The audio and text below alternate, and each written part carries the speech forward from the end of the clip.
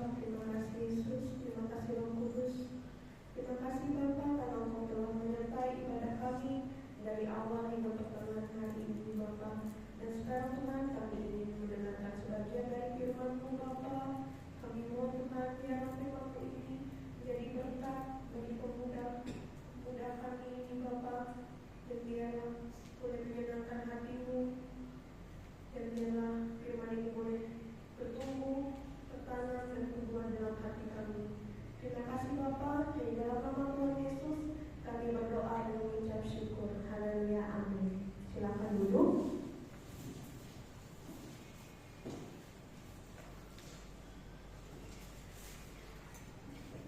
Shalom. Kurang semangat sekali lagi, shalom. Nah Tuhan, kita akan mendengarkan firman Tuhan pada malam hari ini.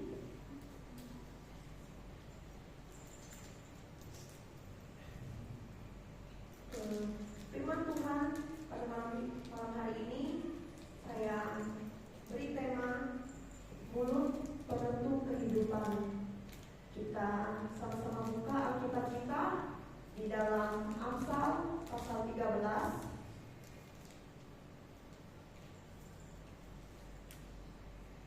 Amsal pasal 13 ayat yang ketiga. Saya baca untuk kita semua. Siapa menjaga mulutnya, memelihara nyawanya. Siapa yang lebar bibir akan ditimpa kebinasaan. Jadi, kami buat firman Tuhan. Kita semua punya mulut ya, amin. Amin. Siapa yang punya mulut? Amin. Amin. Ya. Kita semua tahu ya, kita semua punya mulut. Pasti kita tahu kegunaan mulut kita itu untuk apa. Yang pasti, pertama pasti yang untuk berbicara kepada teman kita, kepada sesama kita. Nah, yang kedua seperti Hani tadi ya. Nah, itu menyanyi. Nah, memuji nama Tuhan. Itu ya.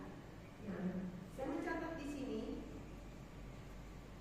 mengapa perkataan yang keluar dari mulut kita sangat penting dan kita harus menjaganya dengan hati-hati. Jadi mulut kita itu di antara semua anggota badan kita yang paling penting itu mulut yang ditekankan di dalam firman Tuhan ini. Nah, siapa menjaga mulutnya, memelihara nyawanya. Nah, berarti kalau kita menjaga mulut kita, nah mulut kita ini penentu kehidupan kita. Jadi kita harus berhati-hati. Mengapa? Nah, kita buka lagi di dalam kitab Yakobus, Perjanjian Baru.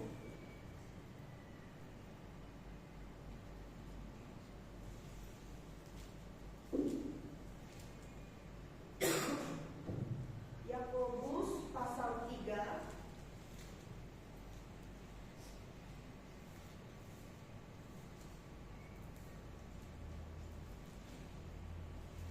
Yakobus pasal 3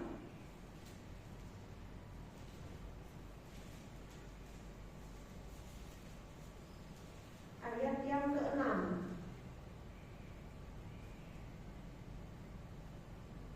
Saya bacakan untuk kita semua. Lidah pun adalah api. Ia merupakan suatu dunia kejahatan dan mengambil tempat di antara anggota-anggota tubuh kita sebagai sesuatu yang dapat menodai seluruh tubuh dan menyalakan roda kehidupan kita, sedang kita sendiri dinyalakan oleh api neraka. Jadi mulut kita ini berbahaya ya kalau tidak dijaga. Di sini jelas dikatakan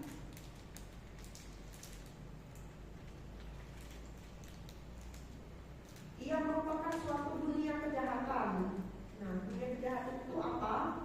Penuh dosa. Dan mengambil tempat di antara anggota-anggota tubuh kita sebagai sesuatu yang dapat menodai seluruh tubuh. Nah, jadi kalau kita salah dalam perkataan kita, tidak hati-hati, itu bisa mengakibatkan dosa. Yang saya ada ambil poin ya di Yakobus 3 ayat 6 ini. Yang pertama, lidah itu api. Nah, kita semua tahu ya api panas kan. Nah, kalau yang dimaksud di sini, nah mulut itu bisa membuat pertengkaran pertama. Nah, kadang kita nggak menjaga ya perkataan kita, kadang satu sama lain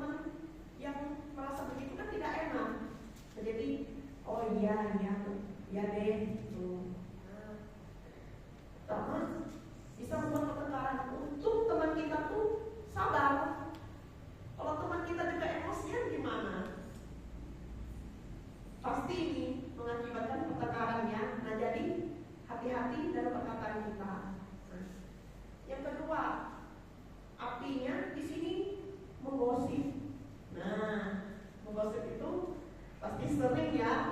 Kalau teman-teman kita tuh menggosip satu sama lain, dia tuh kok makin hari makin hitam, kok makin hari dia tuh kok makin gemuk, gak dijaga ya makannya. Tapi memang tidak, orang yang diomongin itu nggak di situ.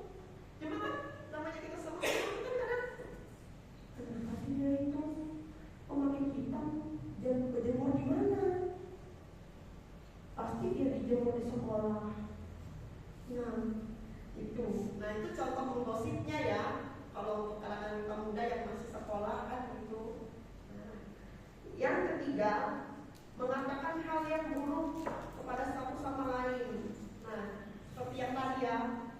Kalau di sini saya mencatat bahasa kita sekarang body shaming. Nah, itu tadi ya. Pertama bilangin, tapi ini beda. Ini langsung di depan orangnya. Nah, misalnya saya punya teman yang namanya Sia. Kok kamu makin hitam? Kamu dijemur ya di sekolah?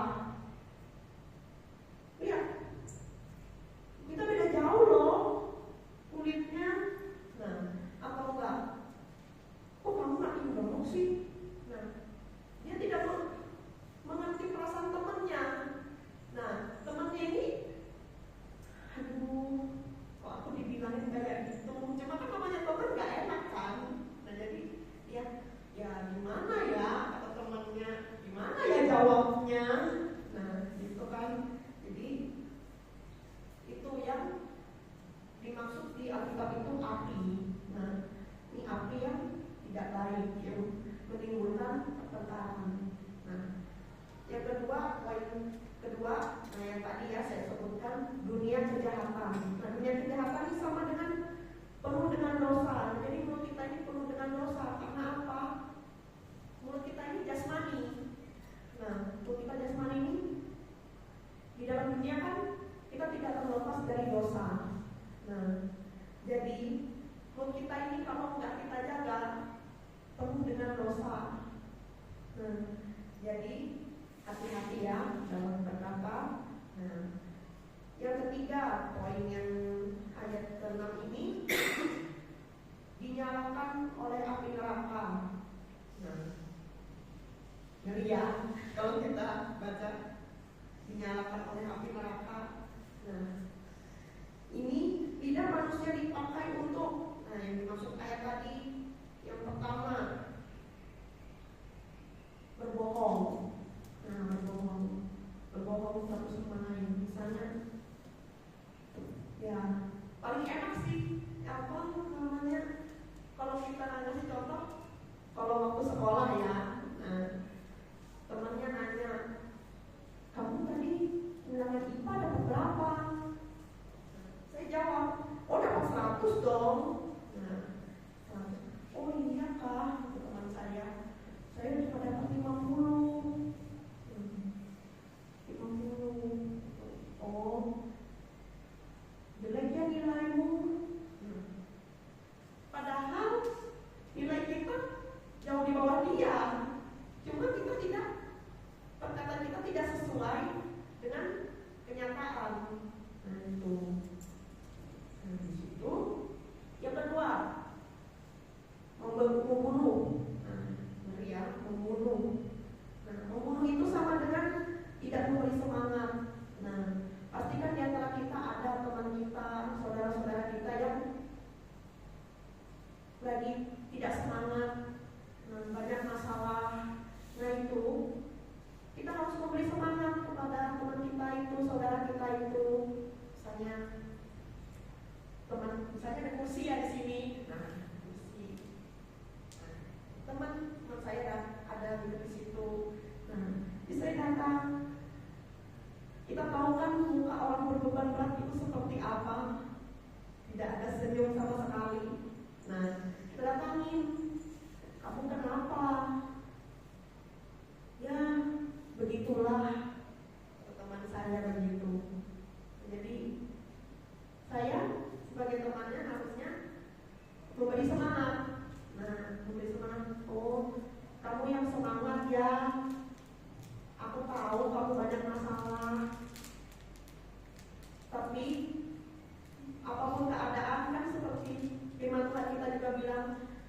apapun keadaan kita, harus kita bersuka cita.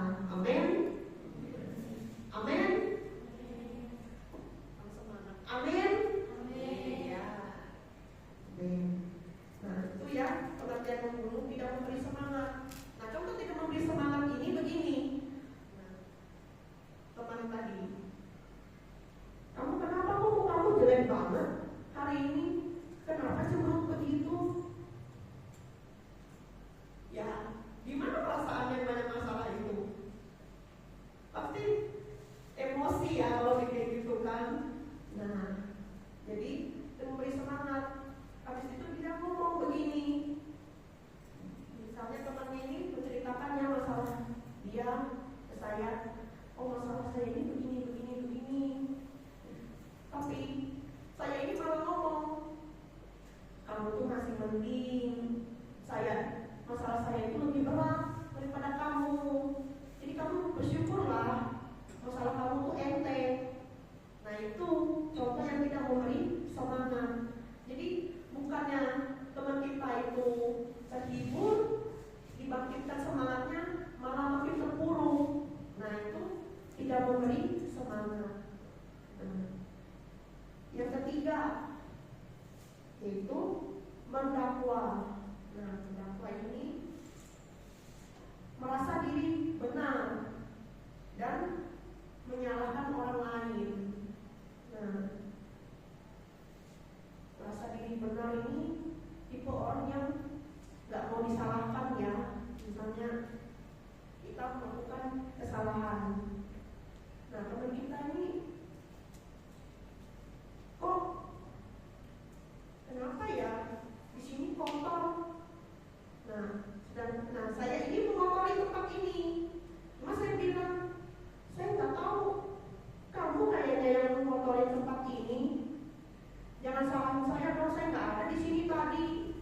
Nah, itu contoh merasa diri benar. Padahal sebenarnya dia salah, tapi dia tetap menganggap diri dia benar, dia nggak mau disalahkan. Nah, itu dia arti mendakwa. Selanjutnya, bagaimana cara kita menjaga mulut kita yang mengeluarkan perkataan. Nah, ini saya ajak tadi kita buka di dalam Mazmur pasal 34.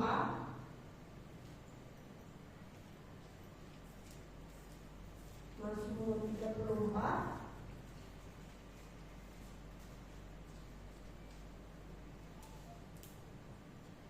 ayat yang ke-14. Saya baca untuk kita semua. Jagalah lidahmu terhadap yang jahat dan bibirmu terhadap ucapan-ucapan yang menipu. Jelas ya di sini kita harus menjaga lidah kita. Lidah itu perkataan kita harus kita jaga terhadap yang jahat. Dan bibirmu terhadap ucapan-ucapan yang menipu. Nah, jadi saya ada ambil beberapa poin di ayat ini ya. Poin ayat yang pertama, berhati-hati dengan apa yang kita ucapkan. Saya bilang tadi hati-hati. Nah, kita berbicara itu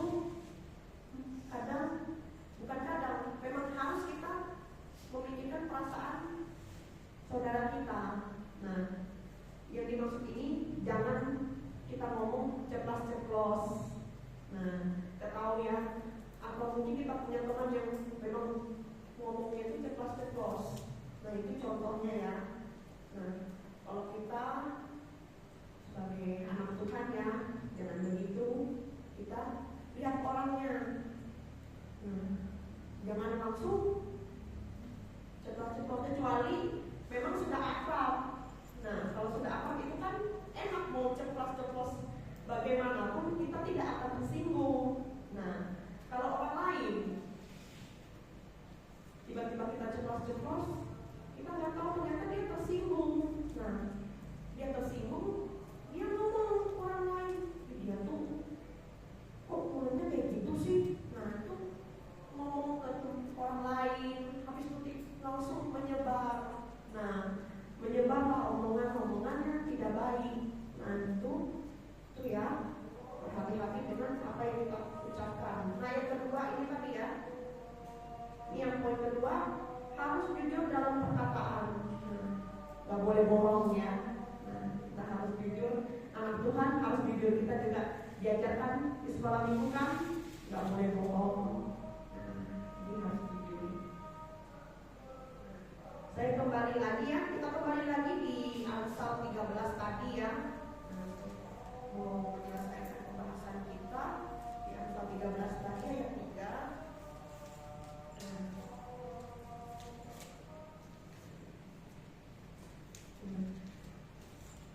Apa yang dimaksud dengan memelihara nyawanya? Ini ada ya di ayat ketiga tadi. Siapa menjaga mulutnya, memelihara nyawanya. Apa yang dimaksud dengan memelihara nyawa? Nah, di sini saya ada ngambil kutipan ayat Alkitab lagi ya, kita buka lagi di dalam Amsal 21. Di sebelahnya aja ya. Amsal 21 ayat yang ke-23. Saya baca untuk kita semua. Siapa memelihara mulut dan lidahnya, memelihara diri daripada kesukaran. Siapa memelihara mulut dan lidahnya, memelihara diri daripada kesukaran. Ini yang dimaksud dengan kesukaran ini. Nah, saya ambil dari beberapa sumber. Terjemahannya, kesukaran itu kesulitan atau penderitaan.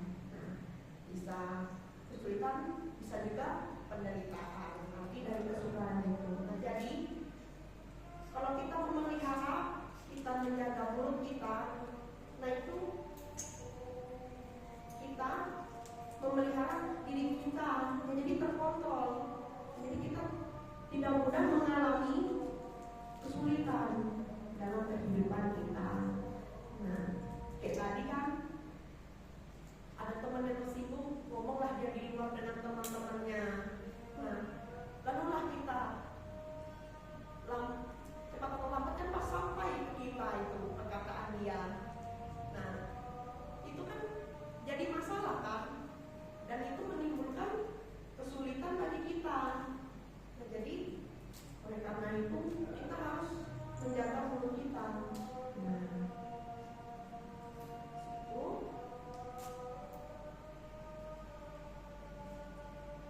Nah, kita buka lagi ya kitab Amsal ini juga pasal 18 ayat yang ke-21.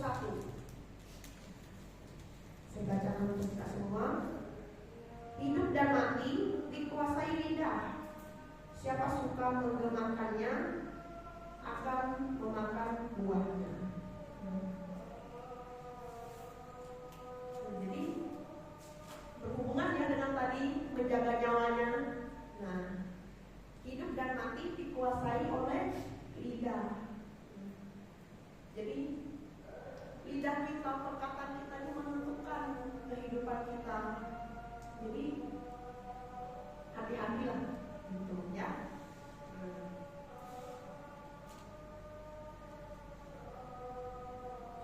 Ada pertanyaan ya buat kita semua. Bagaimana kita seharusnya menggunakan mulut kita? Nah, kalau kita di kalangan kita ya, nah pasti yang pasti ngomongnya baik. Itu kan pasti yang paling umum baik. Nah, tapi saya akan mencantumkan cara kita seharusnya menggunakan mulut kita sesuai dengan firman Tuhan. Nah, yang pertama digunakan untuk memuji nama Tuhan. Nah, saudara kita Hani tadi ya, memuji nama Tuhan. Nah, kita memuji, kita menyembah Tuhan. Nah, itu sebagai ungkapan terima kasih kita kepada Tuhan. Nah, ya. Nah, ini saya ada ambil ayat Alkitabnya ya di dalam Yakobus 3. Kita buka sama-sama lagi ya. Di Yakobus 3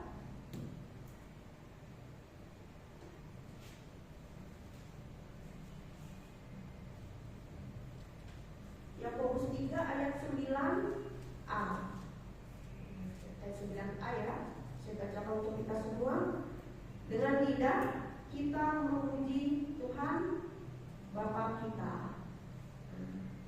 Jelas ya di sini.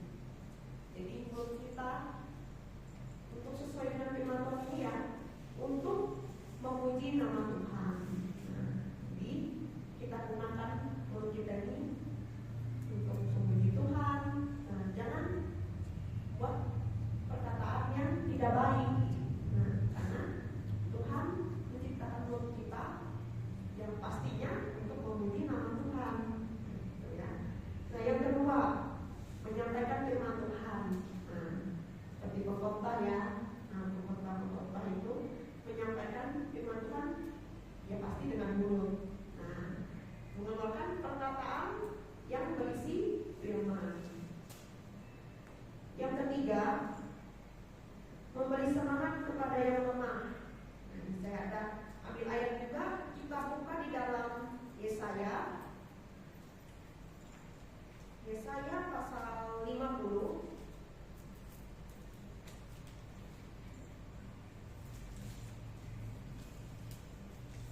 Yesaya pasal 50 ayat yang keempat. Saya bacakan untuk kita semua. Tuhan Allah telah memberikan kepadaku lidah seorang murid, supaya dengan perkataan aku dapat memberi semangat baru kepada orang yang letih lesu. Setiap pagi ia mempertajam pendengaranku untuk mendengar seperti seorang murid.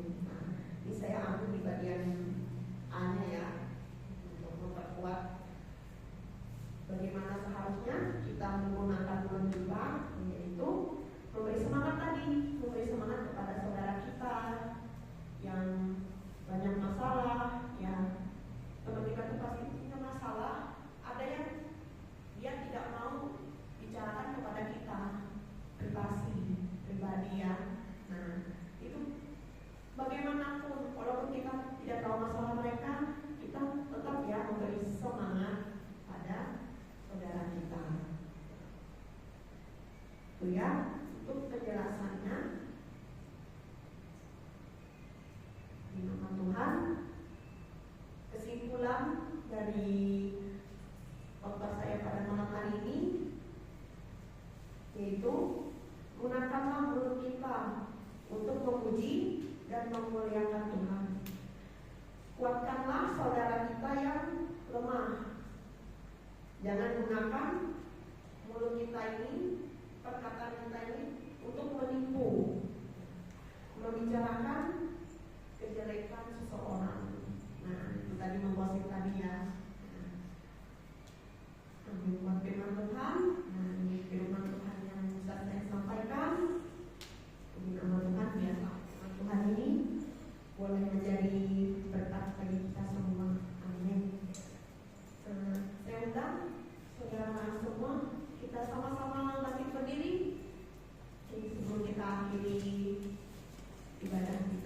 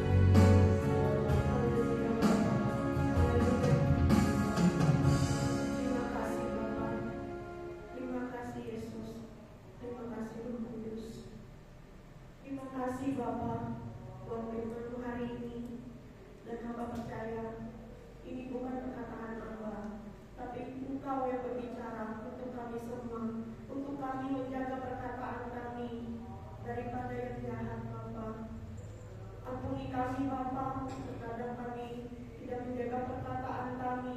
Ampuni kami Bapa, terkadang kami berdosa di hadapan-Mu dengan perkataan kami Bapa. Terima kasih Bapa buat firman-Mu hari ini Bapa.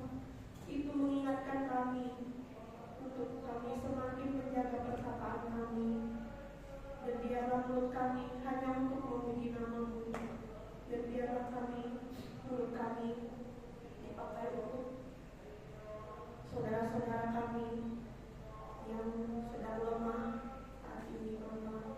Terima kasih Bapa